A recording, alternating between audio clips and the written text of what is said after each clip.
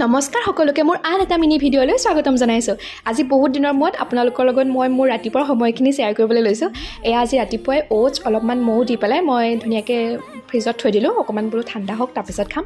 তাৰপিছত এয়া যাবৰ সময়ত উলিয়াই লৈছোঁ। তাত আকৌ মই কি কৰিলোঁ জানেনে, কল খাম বুলি ভাবিছিলোঁ দেই। এয়া চাওক কল আহি যে পকাই নাই জানেনে, থৈ দিলোঁ।